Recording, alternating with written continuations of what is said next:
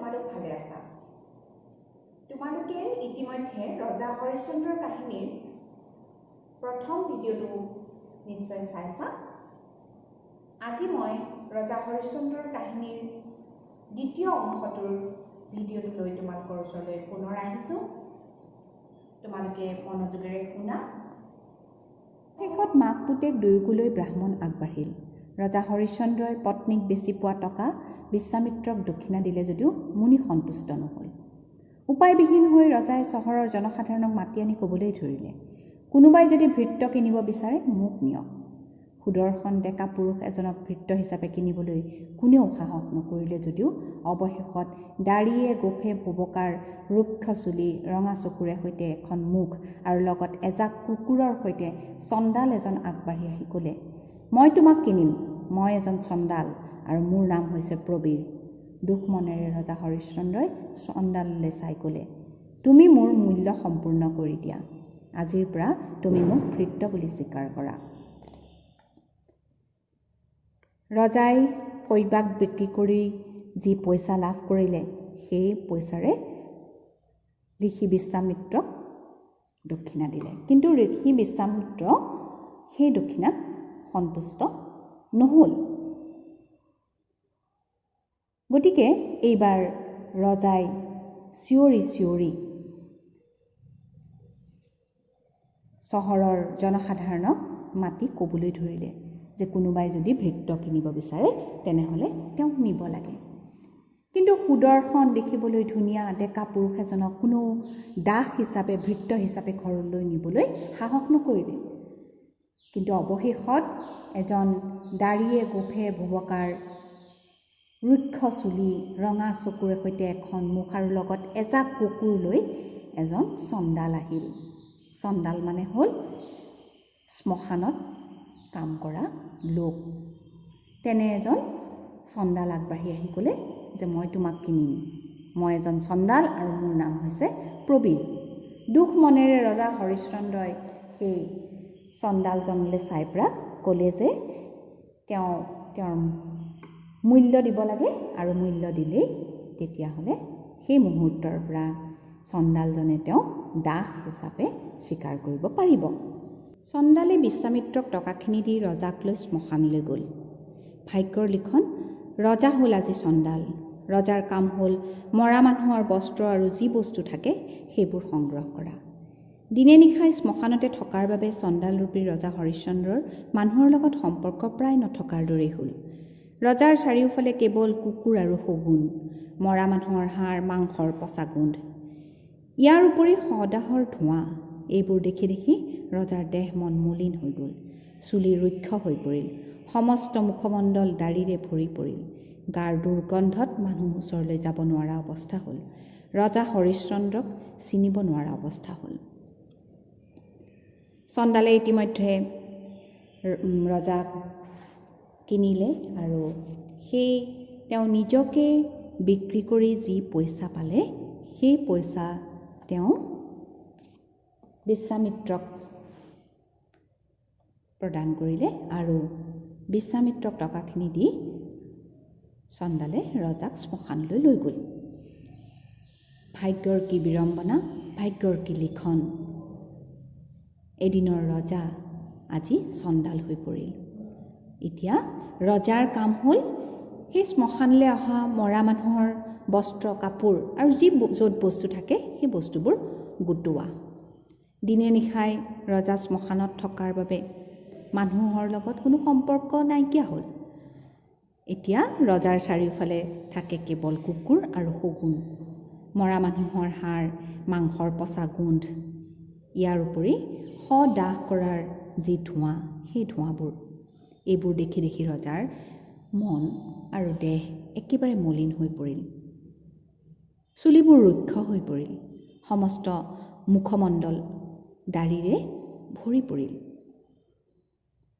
গাৰ দুৰ্গন্ধত বেয়া গোন্ধত মানুহ ওচৰলৈ যাব নোৱাৰা অৱস্থা হ'ল ৰজা হৰিশ্চন্দ্ৰক মানুহে চিনিব নোৱাৰা হৈ পৰিল ইতিমধ্যে আমি গম পালোঁ যে খহটা চুলি মুখমণ্ডলৰ দাড়িৰে ভৰি পৰা ৰজা হৰিশ্চন্দ্ৰৰ গাৰ পৰা ওলোৱা দুৰ্গন্ধত তেওঁৰ ওচৰলৈ মানুহ যাব নোৱাৰা হ'ল, অৰ্থাৎ কোনেও তেওঁক চিনি নোপোৱা হ'ল। ইফালে ৰাণী শৈব্যা আৰু ৰাজপুত্ৰ ৰোহিতাশ্য ব্ৰাহ্মণৰ ঘৰত কাম কৰি কৰি একেবাৰে দাস দাসীৰ দৰে হৈ পৰিল। ৰজা হৰিশ্চন্দ্ৰৰ গুৰু আছিল বশিষ্ঠ। 12 বছৰ কাল গংগাৰ পাৰত তপস্যা কৰি শেষ হোৱাৰ পিছত তেওঁ অযোধ্যালৈ ঘূৰি আহি ৰাজ্যত প্ৰৱেশ কৰি ৰজা হৰিশ্চন্দ্ৰক নেদেখি আচৰিত হ'ল। তেওঁ প্ৰজাবৰ্গৰ পৰা ৰজা হৰিশ্চন্দ্ৰৰ দুৰ্দশাৰ কথা জানিব পাৰি খঙত কঁপি উঠিল আৰু বিশ্বামিত্ৰক অভিশাপ দিলে। ধাৰ্মিক ৰজা হৰিশ্চন্দ্ৰক অন্যায় কৰাৰ বাবে বিশ্বামিত্ৰক বকৰ ৰূপ ধাৰণ কৰাৰ অভিশাপ দিলে। এই ৰজা হৰিশ্চন্দ্ৰৰ গুৰু আছিল বশিষ্ঠ। 12 বছৰ কাল তেওঁ গংগাৰ পাৰত তপস্যা কৰি সেই 12 বছৰ কাল শেষ হোৱাৰ পিছত অযোধ্যালৈ ঘূৰি আহি যেতিয়া ৰাজ্যত প্ৰৱেশ কৰিলে আৰু ৰজা হৰিশ্চন্দ্ৰক নেদেখিলে, তেতিয়া তেওঁ বৰ আচৰিত হ'ল। তেতিয়া তেওঁ প্ৰজাবৰ্গৰ পৰা ৰজা হৰিশ্চন্দ্ৰৰ এই দুৰ্দিনৰ দুৰ্দশাৰ কথা জানিব পাৰিলে আৰু তেওঁ খঙতে বিশ্বামিত্ৰক অভিশাপ দিলে।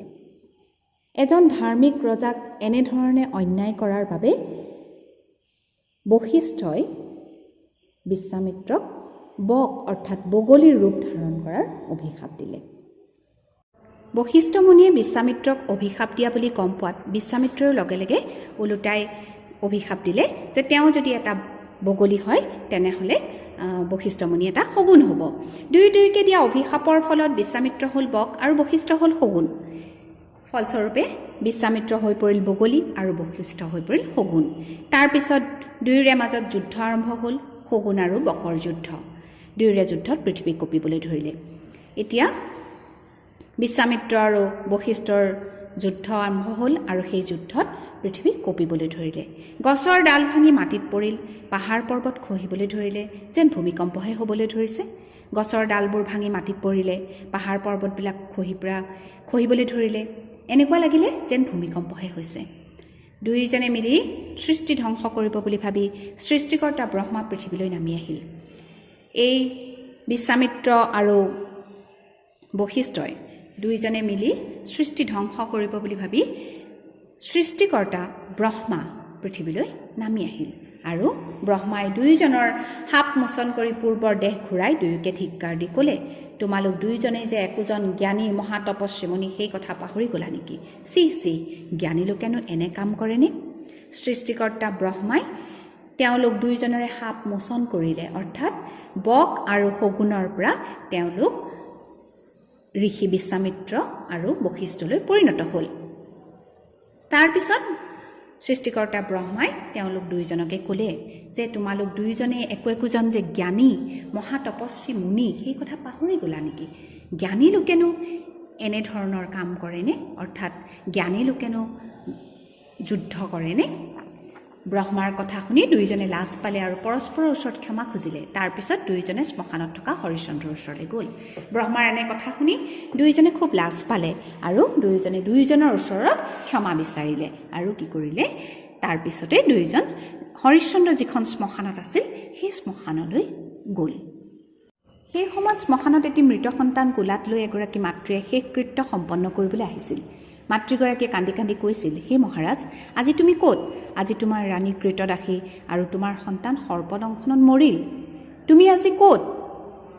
সেই সময়তে সেই শ্মশানখনলৈ এটা মৃত সন্তান কোচত লৈ এগৰাকী মাতৃয়ে শেষ কৃত্য সম্পন্ন কৰিবলৈ আহিছিল আৰু সেই মাতৃগৰাকীয়ে কান্দি কান্দি কৈ আছিল যে মহাৰাজ, আজি তুমি ক'ত আছা? তোমাৰ ৰাণী আজি আনৰ দাসী আৰু তেওঁৰ সৰ্পদংশনত মৃত্যু হোৱা সন্তানক লগত লৈ শ্মশানলৈ আহিছে। চণ্ডালৰূপী ৰজাই নিজৰ স্ত্ৰী পুত্ৰক চিনিব পাৰি মৃত পুত্ৰৰ ভৰি দুখনত সাপতি ধৰি সেই ঠাইতে মূৰ্ছা গ'ল। চণ্ডালৰূপী ৰজাই তেওঁৰ পত্নী আৰু পুত্ৰক চিনিব পাৰিলে আৰু চিনিব পাৰি তেওঁ মৃত পুত্ৰৰ ভৰি দুখনত সাৱটি ধৰি সেই ঠাইতে মূৰ্ছা গ'ল, ক'ব নোৱাৰা হৈ পৰিল। কৃতদাসীৰূপে শৈব্যায়ো ৰজাক চিনিব পাৰি ইনাই বিনাই কান্দিব ধৰিলে। হাই এয়া ৰজা হৰিশ্চন্দ্ৰনে, যি দান দক্ষিণাৰ বাবে সৰ্বস্ব দান কৰিলে, তেওঁৰে এনে অৱস্থানে? পৃথিৱীত তেতিয়াহ'লে ধৰ্ম নাই নেকি?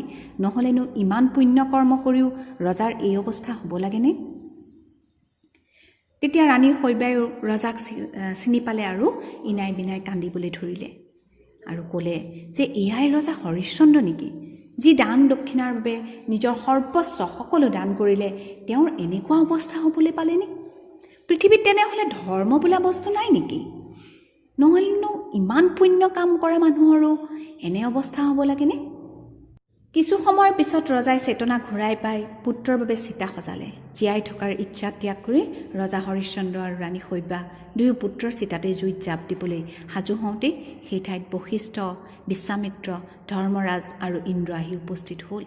বিশ্বামিত্ৰই ক'লে, হে ৰাজন, মই তোমাৰ সত্যনিষ্ঠাৰ পৰীক্ষা কৰিছিলোঁ। ধৰ্মৰাজে ক'লে, ৰাজন, মই চণ্ডালৰ বেশ ধৰি তোমাক কিনিছিলোঁ। ইন্দ্ৰই ৰাজকুমাৰক পুনৰ জীৱন দান দিলে। মই এজন তপস্বী, গতিকে ৰজাৰ ৰাজ্যৰ কি প্ৰয়োজন বুলি বিশ্বামিত্ৰই ৰজাৰ ৰাজ্য ঘূৰাই দিলে। বশিষ্ঠৰ আশীৰ্বাদত ৰজা ৰাণী আৰু ৰাজপুত্ৰ আটায়ে নিজৰ ৰূপ লাৱণ্য ঘূৰাই পালে আৰু আনন্দমনে অযোধ্যালৈ উভতি অহাত প্ৰজাগণে ৰজা হৰিশ্চন্দ্ৰক সিংহাসনত বহুৱাই সুখ সমৃদ্ধিৰে জীৱন নিৰ্বাহ কৰিবলৈ ধৰিলে। কিছু সময়ৰ পিছত ৰজাই তেওঁৰ চেতনা ঘূৰাই পালে আৰু চেতনা ঘূৰাই পোৱাৰ পিছত পুত্ৰৰ বাবে তেওঁ চিতা সাজিলে। যিহেতু পুত্ৰৰ মৃত্যু হ'ল, ৰাণী এগৰাকী দাসী ৰূপে আনৰ ঘৰত কাম কৰে, তেওঁ চণ্ডাল হিচাপে শ্মশানত কাম কৰি জীৱন নিৰ্বাহ কৰিছে। গতিকে তেওঁলোকৰ আৰু জীয়াই থকাৰ ইচ্ছা নাইকিয়া হ'ল।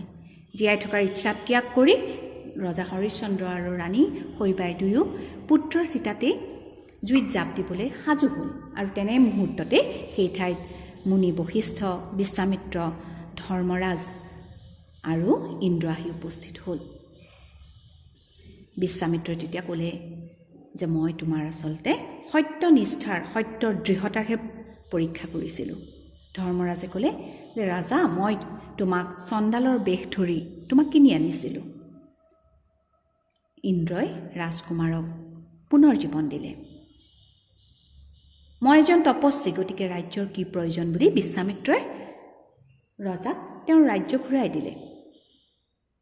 মুনি বশিষ্ঠৰ আশীৰ্বাদত ৰজা, ৰাণী আৰু ৰাজপুত্ৰ আটাইয়ে নিজৰ ৰূপ লাৱণ্য, তেওঁলোকৰ দেহৰ যি সৌন্দৰ্য সেই ঘূৰাই পালে আৰু আনন্দ মনেৰে অযোধ্যালৈ উভতি গ'ল। অযোধ্যালৈ উভতি যোৱাৰ পিছত প্ৰজাগণে ৰজা হৰিশ্চন্দ্ৰক সিংহাসনত বহুৱাই সুখ সমৃদ্ধিৰে সকলোৱে জীৱন নিৰ্বাহ কৰিবলৈ ধৰিলে। এই গোটেই কাহিনীটো আমি ৰজা হৰিশ্চন্দ্ৰৰ সত্যনিষ্ঠাৰ প্ৰমাণ দেখিবলৈ পালোঁ।